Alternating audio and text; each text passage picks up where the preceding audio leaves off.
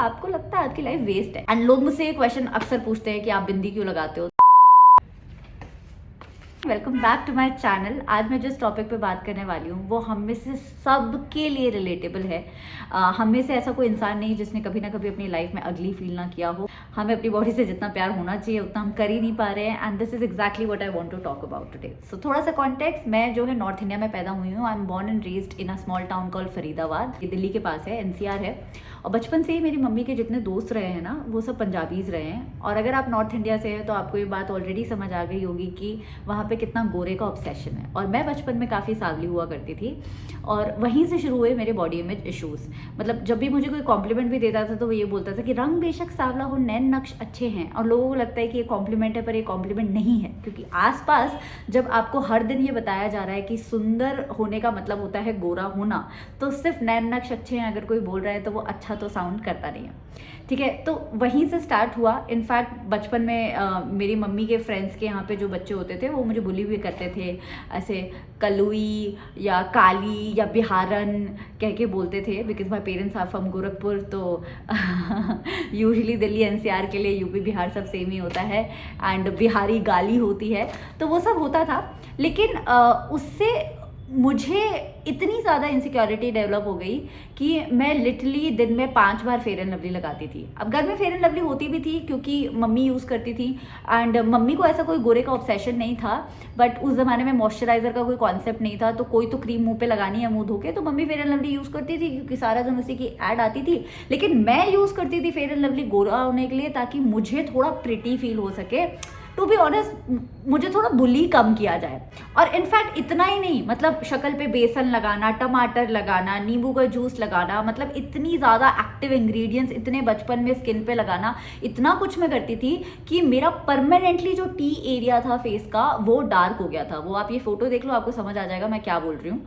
और इसके अलावा भी घर में जो भी मैगजीन आती थी, गृह शोभा वगैरह जो मम्मी पढ़ती थी, या कोई संडे आर्टिकल्स आते थे न्यूज़ वगैरह में, तो उसका जो ब्यूटी सेक्शन होता था वो मैं चाट जाती थी। और उसमें जो भी अनाप शनाप नुस्खे दिए होते थे कि ऐसा करिए, बेकिंग सोडा लगाइए, पेप्सोडेंट लगाइए, फलाना लगाइए, ढमकाना लगाइए, वो मैं सब अपने फेस पे करती थी। ऑल बिकॉज मैं जब खुद को शीशे में देखती थी तो आई यूज टू फील कॉन्स्टेंटली अगली। एक तो मुझे ये लगता था कि मेरी सेल्फ वर्थ सुंदर होने से है, और दूसरा मुझे ये लगता था कि क्योंकि मैं गोरी नहीं हूँ तो मैं सुंदर तो हूँ ही नहीं, और इस जन्म में तो मैं होने से रही। अब उसके बाद स्कूल की बात करें तो स्कूल में भी ऑब्वियसली ज़्यादातर जो लोग होते थे वो पंजाबीज या नॉर्थ इंडिया के होते थे, एंड वहाँ पे यूजुअली लोग फेयर स्किन होते भी हैं और फेयर स्किन का ऑब्सेशन भी होता है, राइट। और स्कूल दिल्ली एनसीआर में था, तो ऐसा भी नहीं था कि जो क्लास में लड़कियां आती थी वो स्मॉल टाउन्स की तरह बाल में तेल लगा के छोटी छोटी बना के आती थी। नहीं, मेरी क्लास में क्लास 10 में, जब मैं क्लास 10 में थी तब भी ऐसी बहुत सारी लड़कियां थी जिनके बालों में रीबॉन्डिंग थी प्रॉपर, और बढ़िया हेयर कट वगैरह हुआ करता था। और मम्मी हमें ये सब करने को अलाउ नहीं करती थी। मेरे बाल हुआ करते थे कमर से नीचे तक, और तेल लगा के चोटी बना के भेजती थी, while everybody in my class use to look like a conventional conventionally pretty teenager. मैं लगती थी बिल्कुल बच्ची। एक तो मेरी अपने क्लास के पीयर ग्रुप से उम्र भी 2 साल छोटी थी, तो मैं वैसे भी बच्ची बच्ची लगती थी। प्यूबर्टी मुझे आई नहीं थी, 10वीं तक भी नहीं आई थी। I got my periods in I think in 11th। और मुझे जिस भी लड़के पे क्रश होता था उसका क्रश कोई और होता था। मतलब अगर मुझे क्रश डेवलप भी होता था तो मुझे पता होता था कि इन्हें तो मैं पसंद आने से रही। Not that I wanted a relationship, that मतलब वो सब बातें नहीं हैं यहाँ पे involve. I was very sure कि मतलब ये तो कोई उम्र नहीं है रिलेशनशिप वगैरह की। लेकिन हाँ, वो दुख तो होता ही है ना कि मतलब आपका जो क्रश है उसका कोई और क्रश है। एंड इसलिए एकेडमिकली भी अच्छा करती थी मैं, क्योंकि कहीं से तो आप वैलिडेशन ड्रॉ करना चाहोगे ना, तो आपको लग तो रहा ही है इंटरनली कि आप बिल्कुल सुंदर नहीं है। तो पढ़ाई लिखाई में इधर उधर जहाँ पे भी हो सकता था मैं थोड़ा ओवर अचीव करने की कोशिश करती थी, लेकिन वो इंटरनली वो फीलिंग जाती नहीं थी, क्योंकि एज अ सोसाइटी बहुत ही पहले से हम वो जो सेल्फ वर्थ है ना एक लड़की की, उसकी शक्ल से जोड़ देते हैं, और फिर उस शक्ल के पैरामीटर्स डिफाइन कर लेते हैं कि भाई सुंदर, कन्वेंशनली सुंदर ये होता है। और अगर आप वैसा नहीं हो, उस पैरामीटर्स पे खरे नहीं उतरते, तो आपको लगता है आपकी लाइफ वेस्ट है, no matter how intelligent you are, how intellectual you are. So मैं भी वहीं थी, and there was nobody to tell me otherwise. उसके बाद 10th तक तो स्कूल मेरा फिर भी ठीक ठाक था, मतलब मिडिल क्लास बच्चे ही आते थे उसमें। 11th-12th में मुझे स्कॉलरशिप मिली 10th के मार्क्स के बेसिस पे, और मेरा एडमिशन हो गया फरीदाबाद के one of the most expensive schools में स्कॉलरशिप के बेसिस पे, ठीक है। और वहाँ पे था सेंट्रलाइज्ड एसी, मैं मजाक नहीं कर रही, वहाँ पे सेंट्रलाइज्ड एसी था। मेरे घर में एक एसी था, हम सब नीचे सोते थे भैया ज़मीन पे गद्दे लगा के, लेकिन उस स्कूल में सेंट्रलाइज्ड एसी था। और वहाँ पे लोग जो है इंग्लिश तो बोलते ही थे, चलो इंग्लिश तो मुझे भी आती थी, लेकिन वो इंग्लिश होती थी अमीरों वाली कि guys and girls who want to participate in this function can give their names and I used to be like मतलब ये तो मैं सिर्फ HBO वगैरह पे देखती हूँ ऐसी इंग्लिश, यहाँ तो धड़ल्ले से चल रही है, अपन तो शार्पनर को भी शॉर्पनर बोल रहे हैं। तो वहाँ से और कॉम्प्लेक्स डेवलप हो गया कि देखो ना तो आपकी अंग्रेजी अच्छी है, ना तो आप दिखते अच्छे हो, तो मैंने और ज़्यादा ओवर परफॉर्म करना शुरू कर दिया, क्योंकि जो आपके हाथ में है एकेडमिक्स उसको सॉर्ट कर लो, बाकी देखी जाएगी। लेकिन अब मुझे थोड़ा गरीब भी फील होने लग गया, क्योंकि वहाँ पे आते थे बच्चे ऑडीज से या पोर्शा से या BMW से, और अपने घर में 800 थी, ठीक है। तो स्कूल में और कॉम्प्लेक्सिटी डेवलप हो गई 11th-12th में कि एक तो अपन सुंदर भी नहीं है और ऊपर से अपन वो लाइफस्टाइल अफोर्ड भी नहीं कर सकते जो आसपास के लोग कर रहे हैं। अब आती है कॉलेज की बात। अब मैं मजाक नहीं कर रही हूँ, मुझे आज भी अच्छे से याद है कि मैंने अपने कॉलेज के फर्स्ट दिन पे क्या पहना था। अगर मैं आपको डिस्क्राइब करूंगी ना, आपको इंस्टेंटली समझ आ जाएगा कि एक एक चीज़ जो मैंने अपने कॉलेज के फर्स्ट डे पे पहनी थी, it screams how many and what insecurities I have. I tell you, पैरों में मैंने पहनी थी वेजेस, क्योंकि आई एम 5 फुट 2 इंचेस, तो मुझे हाइट का कॉम्प्लेक्स, तो मैंने वेजेस पहनी। हील्स पहन के चलना नहीं आता, लेकिन वेजेस पहन के कॉलेज जाएंगे, ओके जी कोई नहीं। डेनिम पहनी थी मैंने, जीन्स पहनी थी मैंने लिवाइस की, क्योंकि अब वो दिमाग में वो है कि चलो सुंदर तो नहीं है पर कम से कम ब्रांडेड कपड़े पहन सकते हैं, बिकॉज ब्रांडेड इज कूल, ठीक है। खुद को गैसलाइट करके ये विश्वास करवा दिया। ऊपर पहनी थी डेनिजन की टी शर्ट, एक ब्रांड हुआ करता था, आई थिंक लिवाइस का ही सिस्टर ब्रांड था, थोड़ा सस्ता था। डेनिजन का ऑफ शोल्डर टॉप पहना था, because conventional body, womanly body नहीं थी मेरी। Puberty hadn't hit me until I think second year of college, so I use to be very conscious of how I use to look. I use to feel like I look like a kid. तो एक off shoulder, one side से off shoulder top पहना हुआ था। बाल खुले हुए थे और प्रेस होती है ना, कपड़े प्रेस करने वाली प्रेस, उससे बाल प्रेस किए हुए थे, तो देवर डेड स्ट्रेट, देवर लाइक कंप्लीटली स्ट्रेट। और स्ट्रेट बाल मेरे पे कोई बहुत अच्छे लगते नहीं है, कभी भी नहीं लगे। मेकअप किया हुआ था भर भर के, और मेकअप करना आता नहीं था। लाइनर लगाया हुआ था, लाइनर कभी मेरे पे अच्छा लगा नहीं। क्यों? क्योंकि मुझे लगता था कि डार्क सर्कल्स पे नजर ना जाए, तो थोड़ा सा लाइनर लगा लेते हैं। बहुत डार्क सर्कल्स थे तब मेरे।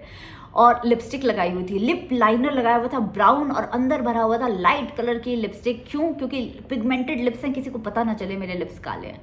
तो the way I looked actually screamed of all the insecurities I have.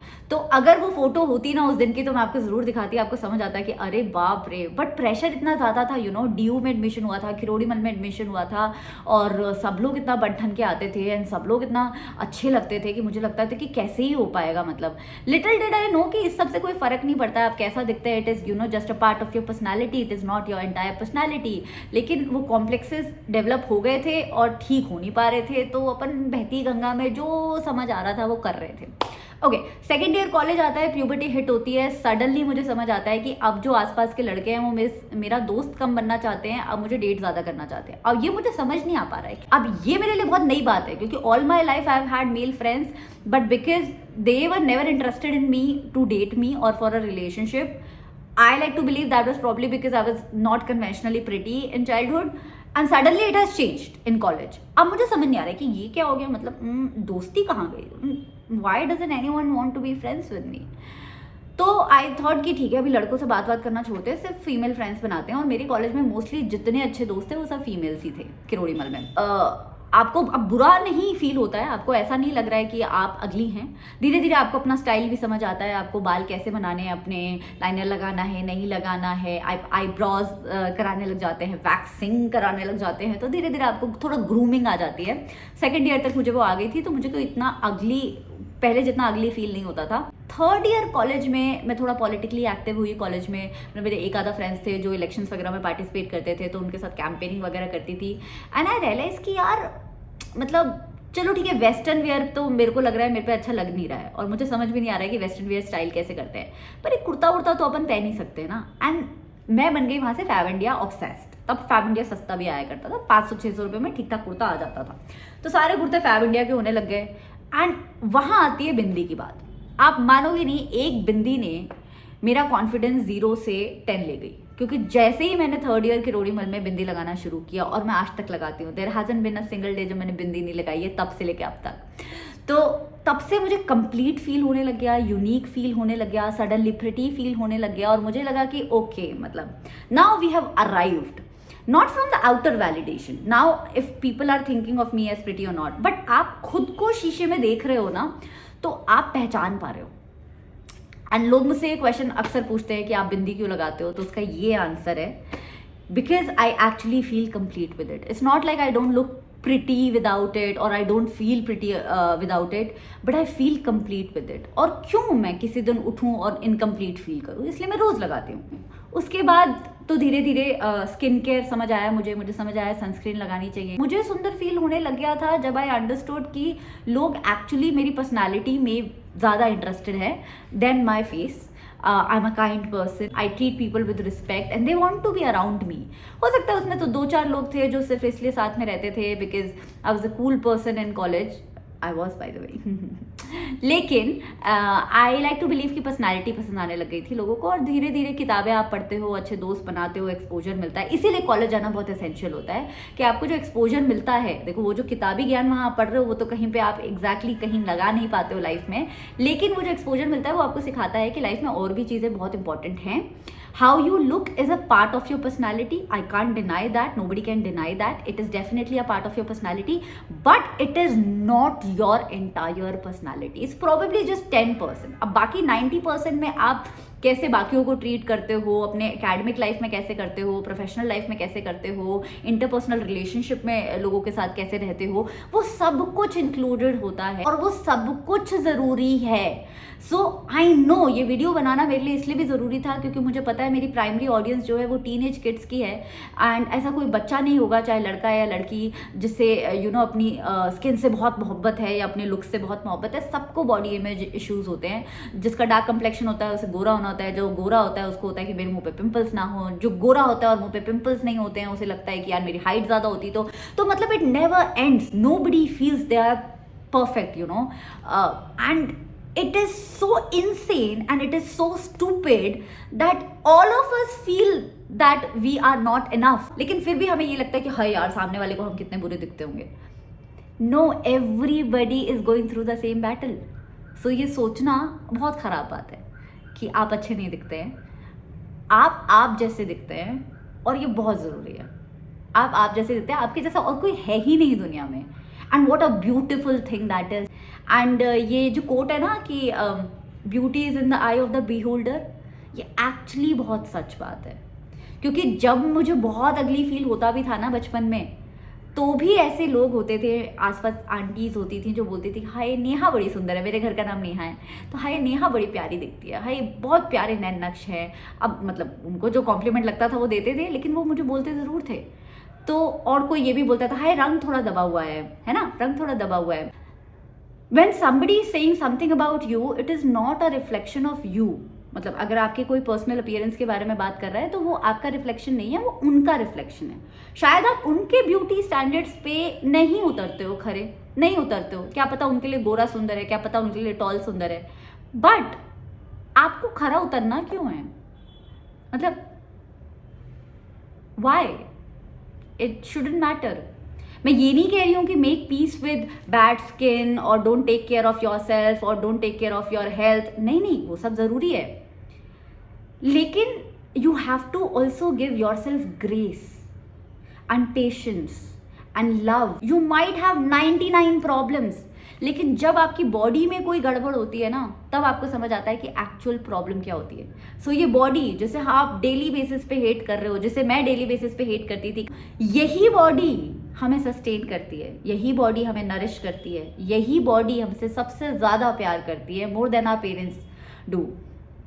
सो इसी बॉडी को अगर डेली बेसिस पे हम नफरत कर रहे हैं तो यार ये तो सही नहीं है। थोड़ा तो कर्जा उतारना चाहिए, है ना, थोड़ा तो प्यार करना चाहिए। So the next time you see your self in the mirror and you feel like ये खराब है, ये खराब है, ये खराब है, ये खराब है, just try and think about it कि ये सच में खराब है कि आपने बना रखा है अपने दिमाग में।